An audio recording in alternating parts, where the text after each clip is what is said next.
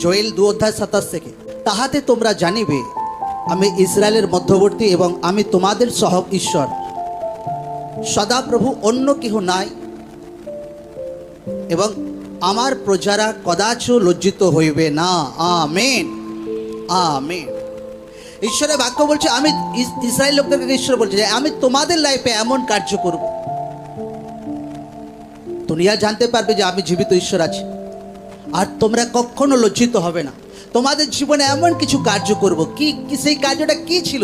যে এমন কিছু কার্য যে তোমাদের দ্বারা আমার মহিমা হবে, তোমরা কখনো লজ্জিত হবে না।